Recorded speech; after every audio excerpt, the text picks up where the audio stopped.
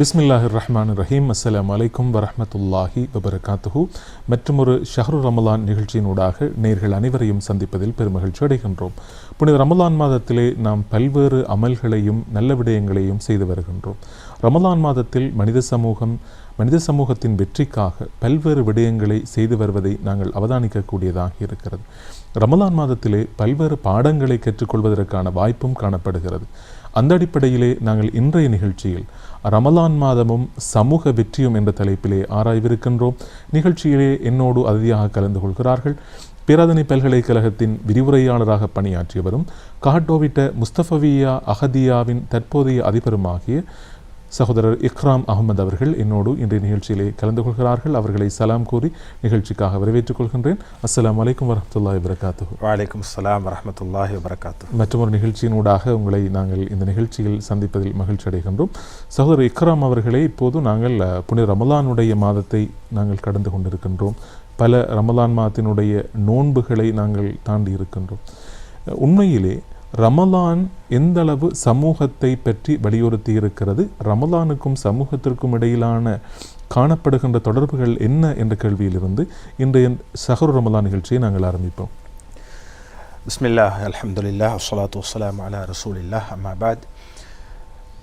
ரமலானுடைய மாதத்தில் சில முக்கியமான விடயங்களை பற்றி கலந்துரையாடக்கூடிய இந்த நேரத்தில் சமூக வெற்றி சார்ந்த சில விடயங்களை கலந்துரையாடுவதில் பெரும் மகிழ்ச்சி அடைகிறேன். உண்மையில் ரமலான் என்பது ஒரு தனிநபருக்குரிய ஒரு மாதம் அல்ல. அது ஒரு சமூக ரீதியான ஒரு எழுச்சியை வேண்டி நிற்கின்ற ஒரு மாதம். அப்படி என்றால் ரமலானுடைய நோன்பை எடுத்துக்கொண்டால் அது ஒவ்வொருவரும் தனிப்பட்ட முறையில் கட்டாயம் செய்ய வேண்டிய ஒரு இபாதத். இப்போ தொழுகை என்பதும் அப்படித்தான். 5 நேர தொழுகை என்பது ஃபர்ல ஐன். ஆனால் அந்த தொழுகையை ஜமாத்தாக வைப்பதின் ஊடாக அல்லாஹ் ஒரு சமூக ரீதியான ஒரு மாற்றத்தை எதிர்பார்க்கிறார். அதே போன்று நோன்பு என்பது ஒரு ஒவ்வொரு தனிநபரும் செய்ய வேண்டிய ஒரு இபாதத்தாக இருக்கின்ற அதே நேரம் இஸ்லாம் எதிர்பார்க்கின்ற நோன்பின் இந்த ரமலானின் மூலம் எதிர்பார்க்கின்ற முக்கியமான ஒன்று சமூக எழுச்சி, சமூக வெற்றி. ஒரு முஸ்லிம் தன்னை ஒரு சுயநலவாதியாக பார்ப்பதை இஸ்லாம் விரும்பவில்லை. ஒரு நாள் ஒரு சமூகத்தின் ஒரு பகுதியாக, சமூகத்தை காக்கின்ற ஒரு ஒரு சக்தியாக ஒரு முஸ்லிம் தன்னை அடையாளப்படுத்த வேண்டும் என இஸ்லாம் விரும்புகிறது. அதற்குரிய அத்திவாரமாகத்தான் இந்த ரமலான் இருக்கிறது. இந்த ரமலான் ஒரு பயிற்சி பாசறை. ஒரு மனிதன் ஏழையின் பசியை உணர வேண்டும். அங்கு பொதுநலம் உருவாக்கப்படுகிறது. அவன் காலையிலிருந்து அவனுக்கு முன்னே சாப்பாடு இருந்தாலும் அவனுக்கு முன்னே தண்ணீர் இருந்தாலும் மறந்தக்கூடாது என்பதன் ஊடாக அவன் விளங்கி கொள்ள வேண்டும். சாப்பாடு இல்லாமல் இருக்கின்றவர்கள் எப்படி இருப்பார்கள்? நாங்கள் சாப்பாடு இருந்து இன்று சாப்பிடவில்லை, ஆனால் ரமலான் அல்லாத காலங்களிலும் உண்ணாமல் பருகாமல் எத்தனையோ சமூகம் இருக்கிறது. அவர்களுடைய கஷ்டத்தை நாங்கள் உணர்ந்து அவர்களுக்காக எங்களால் என்ன செய்ய முடியும் என்று யோசிக்க வேண்டும் என்பதை இஸ்லாம் ரமலானின் ஊடாக எதிர்பார்க்கிறது. அந்த எதிர்பார்ப்பை நிறைவேற்றக்கூடியவர்களாக நாம் இருக்கிறோமா என்பதுதான் ஒரு சந்தேகமான ஒரு விடயம்.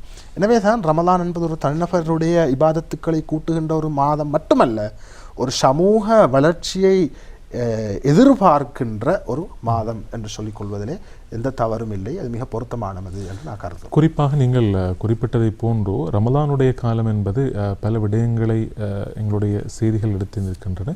ரமலான் என்பது ஒரு சமூக செய்தியை, அதாவது சோசியல் மெசேஜை வழங்குகின்ற ஒரு காலப்பகுதியைத்தான் நாங்கள் அதனை அடையாளப்படுத்த முடியும் என்று நீங்கள் ஆரம்பத்திலே குறிப்பிட்டீர்கள்.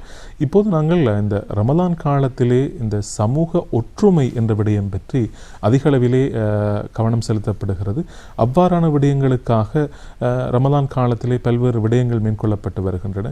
இந்த காலத்திலே சமூகம் சார்ந்த ஒற்றுமை, அதாவது சமூகத்தை வலுப்படுத்தக்கூடிய இவ்வாறான வேலை திட்டங்களை இந்த ரமலான் மாதத்தில் நாங்கள் மேற்கொள்ள முடியும் என்ற ஒரு கேள்வியும் இருக்கிறது. அதை பற்றி உங்களுடைய கருத்துக்களை நாங்கள் எதிர்பார்க்கின்றோம். சமூகம் சார்ந்த ஒற்றுமை என்பது இஸ்லாத்தில் ஆக முக்கியமான ஒன்று.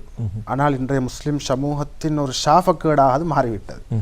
ரசூல் ஸல்லல்லாஹு அலைஹி வஸல்லம் அவர்கள் இந்த சஹாபாக்கள் என்ற ஒரு பெரும் சமூகத்தை, உலக வரலாற்றிலேயே மிக மோசமான சமூகம் ஜாஹிலியா கால மக்கள், ஆனால் இன்று வரை ஆதம் அலைஹிஸ்ஸலாம் முதல் கியாமத் நாள் வரை உலக வரலாற்றிலேயே மிகச்சிறந்த சமூகம் அன்றைய அந்த சஹாபாக்கள் சமூகம். அந்த இடத்துக்கு ரசூல் ஸல்லல்லாஹு அலைஹி வஸல்லம் அவர்கள் மாற்றினார்கள். அல்லாஹ்வுடைய அந்த சக்தி. நிச்சயமாக அதனால்தான் ஸல்லல்லாஹு அலைஹி வஸல்லம் அவர்கள் கூட கூறுகிறார்கள், அவர்கள் இந்த நட்சத்திரங்களை போன்றவர்கள், பின்பற்றத்தக்கவர்கள் என்று. அஸ்ஹாபி கன்னுஜூம் எல்லோ. ஏனென்றால் சஹாபாக்களை பற்றி அல்லாஹ் குர்ஆனிலே சொல்கின்ற போது ருஹமாஉ பைனஹும், அவர்களுக்கிடையிலே இரக்கம் பாராட்டக்கூடியவர்களாக இருந்தார்கள். அஷித்தாஉ அலல் குஃபாரி ருஹமாஉ பைனஹும், குஃபாரிகளிடத்திலே கடுமையாக நடந்து கொண்டார்கள் என்று அந்த வசனம் வருகிறது.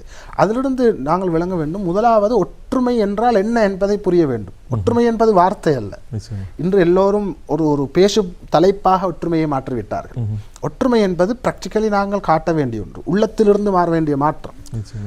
அப்போ முதலில் நாங்கள் ஒவ்வொரு மனிதனையும், அவர் முஸ்லிமோ முஸ்லிம் அல்லாதவனோ, அல்லாஹ்வின் படைப்பாக பார்க்க வேண்டும். நாங்கள் நினைத்து கொண்டிருப்பது முஸ்லிம்கள் மட்டும்தான் அல்லாஹ் படைத்திருக்கிறார்கள், ஏனையவர்கள் எங்கிருந்தோ விழுந்தவர்கள் போன்று அவர்களை பார்க்கக்கூடாது. அல்லாஹ்வின் படைப்பு, அவனுக்கு நான் ஒரு அநியாயம் செய்கிறேனா? என்னை படைத்த படைப்புக்கு நான் அநியாயம் செய்கிறேன். அவர்களோடு நாங்கள் நல்ல முறையில் நடந்து கொள்ளவில்லையா? அல்லாஹ்வின் படைப்போடு நாங்கள் நல்ல முறையில் நடந்து கொள்ளவில்லை என்ற உணர்வு ஒரு முஸ்லிமிடத்திலே வர வேண்டும். அடுத்தது, முஸ்லிம்கள் இன்று பல பிரிவுகளாக பிரிந்து கொண்டிருக்கிறார்கள். இந்த ரமலான் மாதத்திலே நாங்கள் பார்க்கிறோம், அமல்களினூடாக, இபாதத்துக்களினூடாக சமூக ஒற்றுமையை எதிர்பார்க்கின்ற நாம், அதை நாங்கள் ஒற்றுமை என்றால் என்ன என்று சிந்திக்கின்ற பொழுது, ஒரு மனிதன் என்ற வகையில் மனிதர்களோடு எவ்வாறு நடக்க வேண்டும், ஒரு முஸ்லிம் என்ற வகையில் நாங்கள் எவ்வாறு அல்லாஹ்வை ரப்பாக இலாஹாக ஏற்று இருக்கக்கூடிய அனைவரும் முஸ்லிம்கள், ரசூல் ஸல்லல்லாஹு அலைஹி வஸல்லம் அவர்களை ரசூலாக ஏற்றவர்கள் அனைவரும் முஸ்லிம்கள், அவர்களோடு நாங்கள் எவ்வாறு இருக்க வேண்டும்.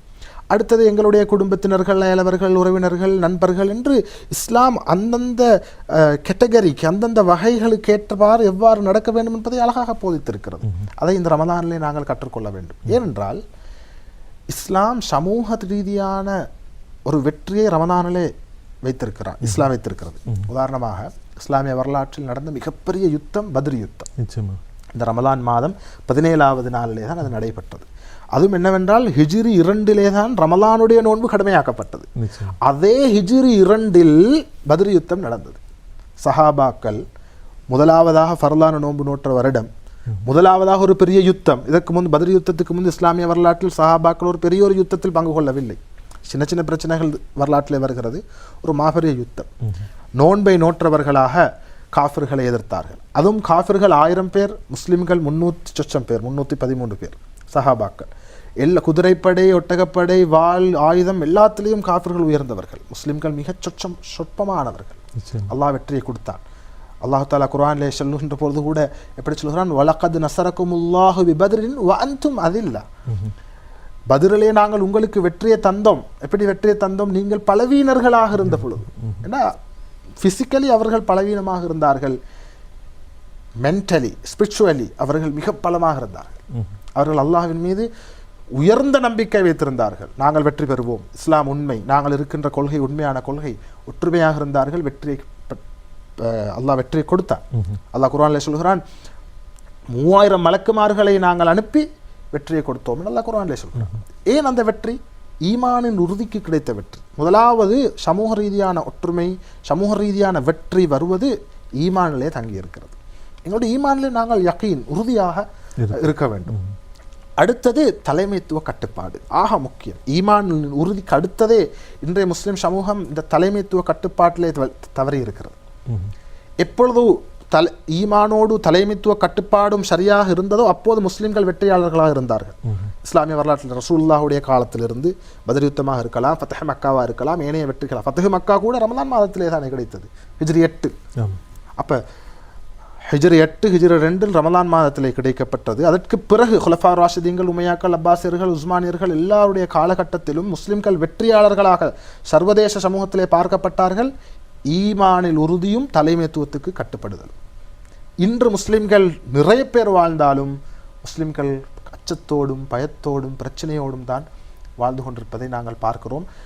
எங்களுக்கு தெரியும், நான் அதை உதாரணம் சொல்லி காட்ட வேண்டிய அவசியம் இல்லை. உதாரணமாக பலஸ்தீனில் இன்று நடக்கின்ற பிரச்சனைகள், ஏனைய முஸ்லிம் நாடுகளிலே நடக்கின்ற பிரச்சனைகள் பார்க்கின்ற போது எங்களுக்கு கவலையாக இருக்கிறது.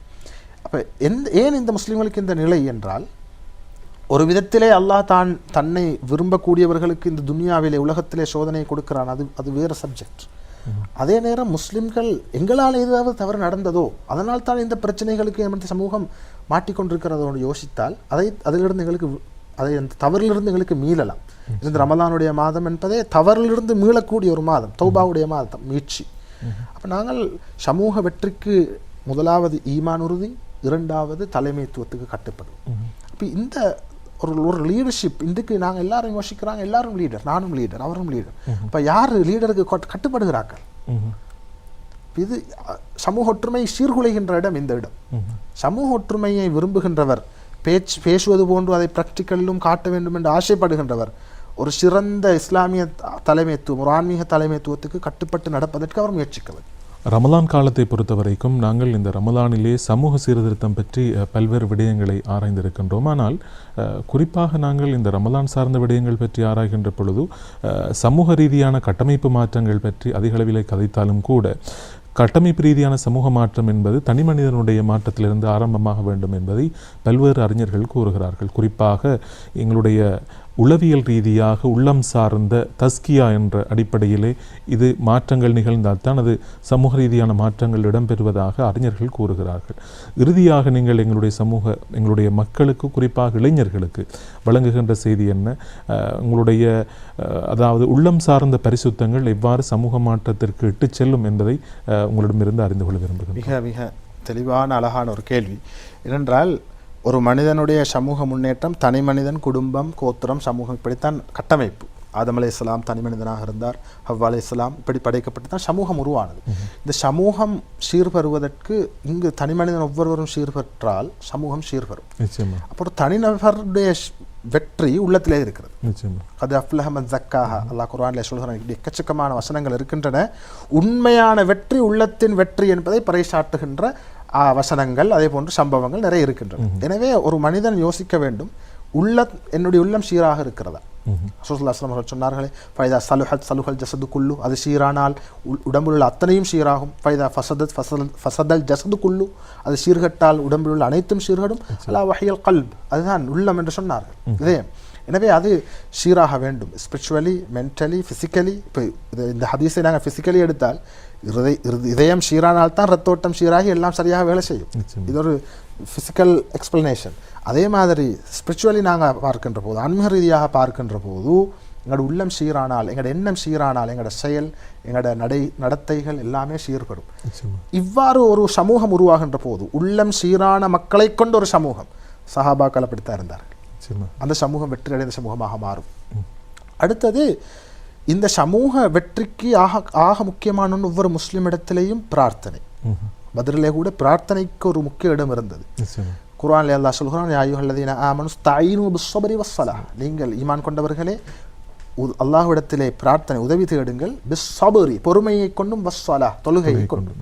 பொறுமையை கொண்டு என்ற அந்த பொறுமைக்கு விளக்கம் சொல்கின்ற முஃபஸ்ஸரீன்கள் அது நோன்புன்னு சொல்கிறார்கள். நோன்பு பொறுமையின் மாதம், ஷஹ்ரு ஸப்ர். எனவே தான் நாங்கள் இந்த பொறுமையின் மாதத்தில் பொறுமையோடும் நல்ல எண்ணத்தோடும் ஈமானோடும் தலைமைத்துவத்துக்கு கட்டுப்பட்ட நிலையிலும் நாங்கள் அல்லாஹ்விடத்திலே கேட்கின்ற போது நிச்சயமாக அல்லாஹ் வெற்றியை தருவான். அப்படியான ஒரு சமூக வெற்றியை அடைகின்ற மக்களாக அல்லாஹு தஆலா எங்களை ஆக்கி வைப்பானாக என்ற பிரார்த்தித்து கொள்கின்றேன். நிச்சயமாக நாங்கள் அந்த பிரார்த்தனையோடு இணைந்து கொள்கின்றோம். சகோதரர் இக்ராம் அஹ்மத் அவர்கள் கூறியதை போன்று மனிதனுடைய சமூக ரீதியான வெற்றி என்பது தனி மனிதனுடைய வெற்றியிலிருந்து தான் ஆரம்பிக்கிறது என்ற சிறந்த ரமலான் காலத்திற்கான செய்தியை அவர்கள் வழங்கிவிட்டு சென்றார்கள்.